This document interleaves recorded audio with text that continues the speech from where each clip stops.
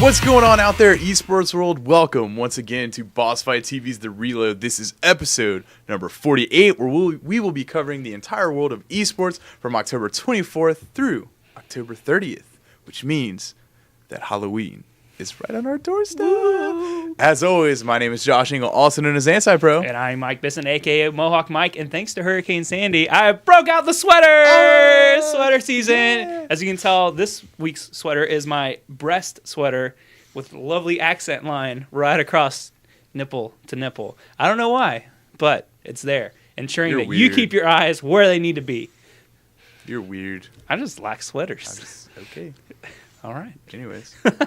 So what do we got going on this weekend, Mike? Well, there was a whole bunch of action this weekend, as always, but first and foremost, guess what's in the one spot? Fighting games. That is right, as one of the biggest events of the year, Canada Cup came around.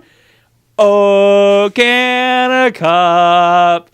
Awesome Street Fighter 5-on-5 action. I gotta say, I'm first and foremost a big fan of the Canada Cup. But second, this was one of the hands-down best ones that I had seen, at least as of date, because they do a lot of the... Obviously, the Super Street Fighter 4 Arcade Edition version 2012 5-on-5 exhibition with the world representing a whole bunch of teams representing the world. I did that backwards. Anyway, really, really good. Let's go ahead and let's start off first and foremost with results for that, because that is what I am super most excited about. In first place, we have Japan, consisting of Takedo, Fudo, Mago, Kazunuku, and Bochan, who, I'm not going to lie, basically rolled the world and took one spot very easily. Second place, we have Korea, featuring Laugh, Infiltration, Narcos, Kim, Legend, and Street 11. And in third place, USA team number Dose. Captained by Ricky Ortiz, but was also manned by PR Balrog, Alex Valle, Vane Geef, and Filipino Champ. So... again, the world format, I love it. One of the very few times that we ever get to see something like that, only at Canada Cup. 2012. But, of course, there were single actions for Super Street Fighter 4 Arcade Edition version 2012. Let's get into results for that. First place, we have Zan pulling it out. Second place, Mago. And third place goes to Fudo. But Street Fighter was not the only game which had a team-on-team discipline. They actually had a USA versus Canada Ultimate Marvel versus Capcom 3 feature as well, which basically the USA rolled out Canada 5-0. So that was still cool to see, but not as cool as to see the other team format. But let's get into single results for Ultimate Marvel vs. Capcom 3. In first place, we have PR Balrog. Second place, Justin Wong. And third place, Takedo.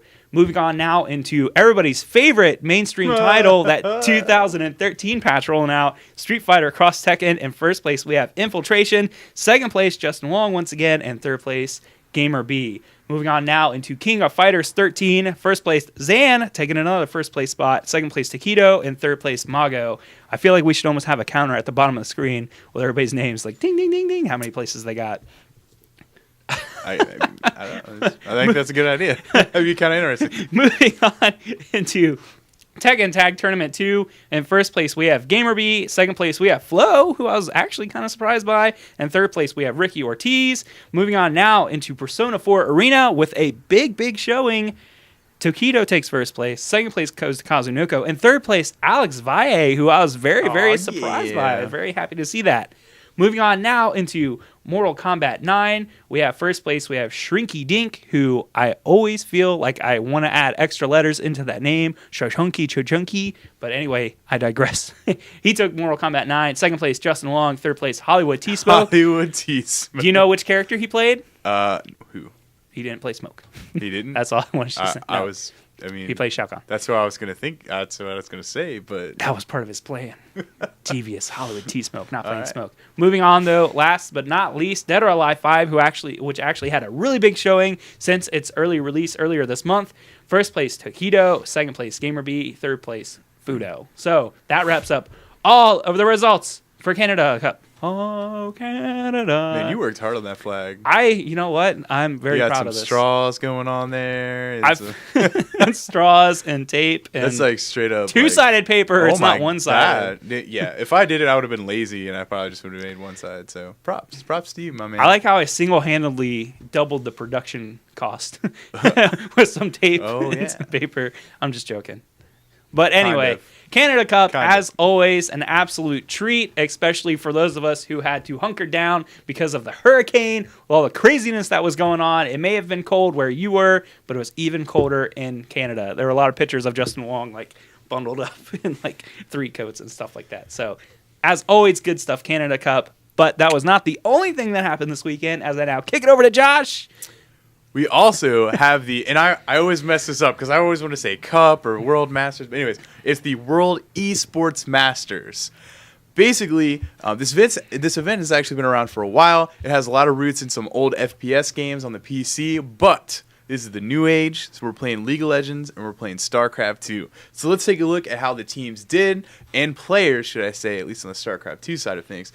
We're going to start with League of Legends. Here are your top 3 teams. We have the World Elite, which was representing China.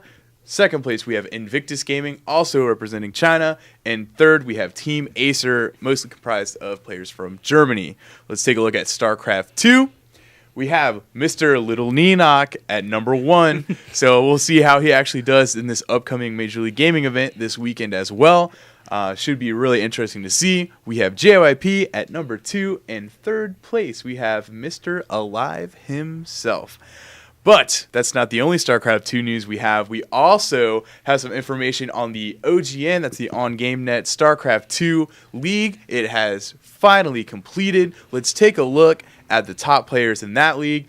First place, we have Rain. Second place, we have Don Ragu. The finals was a 4-1 finals with Rain taking the victory. Pretty ridiculous, I'm not going to lie.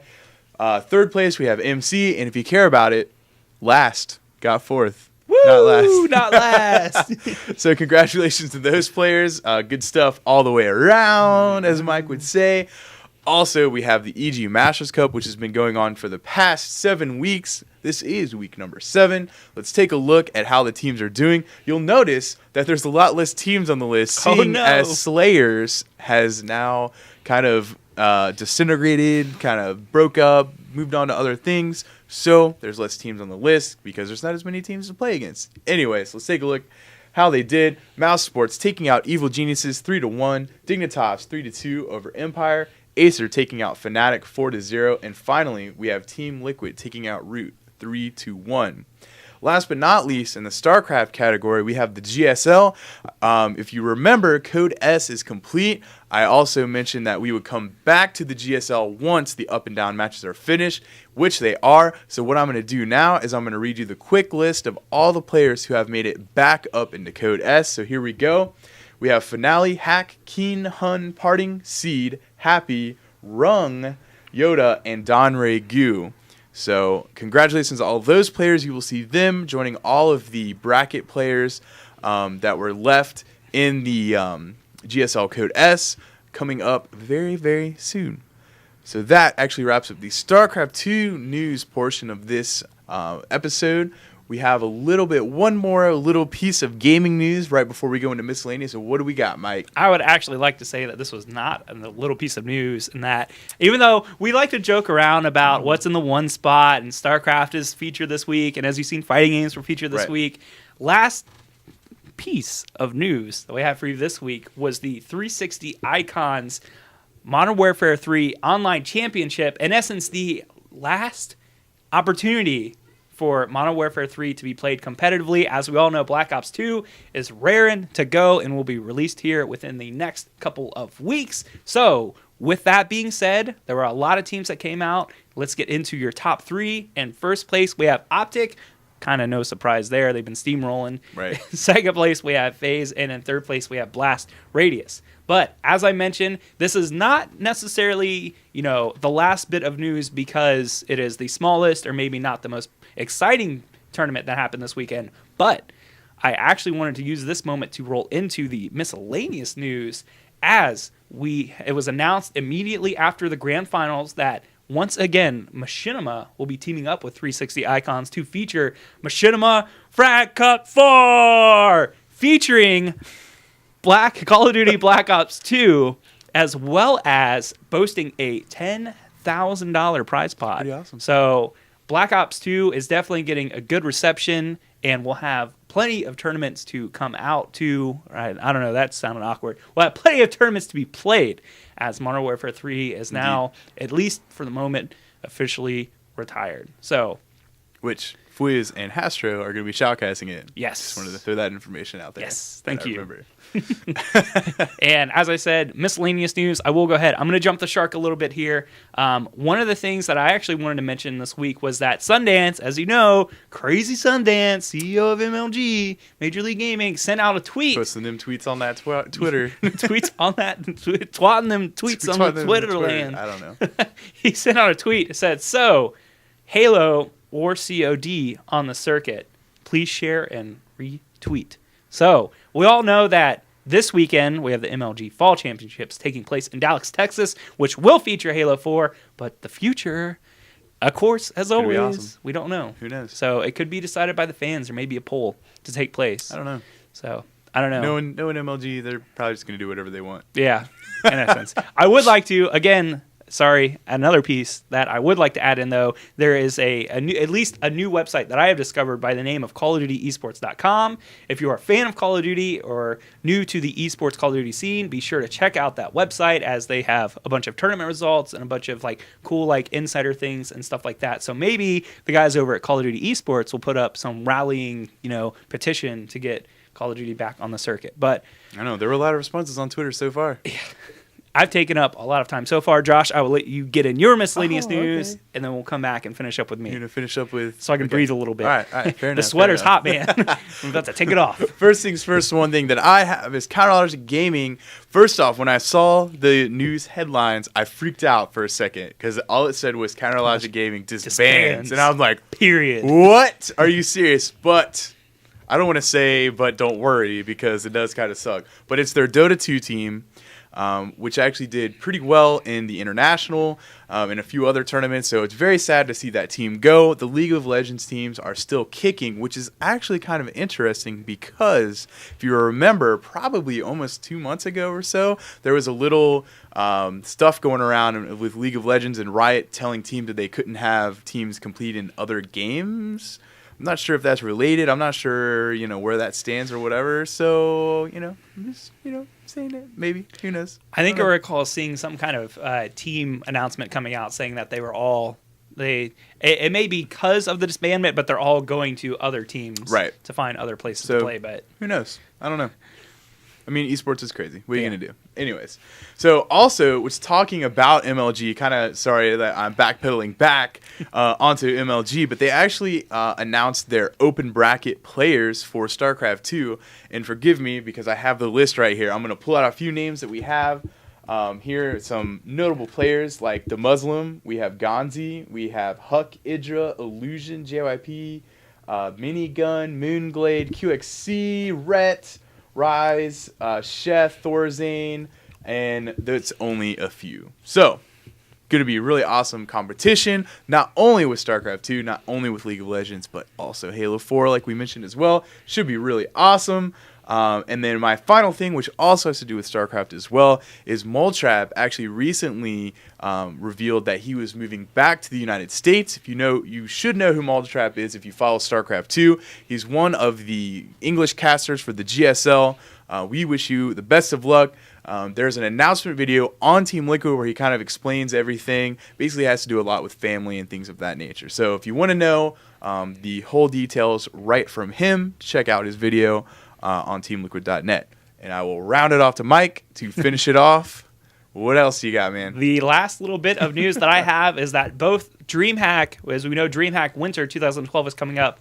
Both that organization as well as the Electronic Sports World Cup, preparing for their 2012 championships, have both announced their invite/group seeding. So as far as those upcoming tournaments, especially for Counter-Strike Global Offensive, there are a lot of good things to look forward to. You can see how a lot of the teams match up and are paired together. And last but not least, I would also like to remind everybody, we talked about it, Major League Championship Fall Championships. This weekend, Major League Gaming Fall Championships, Dallas, Texas, 2012. Halo 4 before the release. Make sure to watch that this weekend. Also, if you're into fighting games, make sure you watch Youmacon Battle Opera up in Detroit, Michigan. Shout out to Jabali, which is putting that on, and shout out to all the fighting game community that is putting that event on. It should be awesome. We wish that we could attend that or Dallas, but we're doing a little local event here in Cincinnati. But we wish everybody the best of luck. Yes. But unless you don't have anything, I think that ends the episode. So we want to thank you guys, as always, for watching Boss Fight TV's The Reload. As always, my name is Josh Engel, also known as Anti-Pro. And I'm Mike Bisson, a.k.a. Mohawk Mike. As always, thanking you for supporting esports whatever capacity you do, as well as thank you for considering. Good night, Canada. Turkey!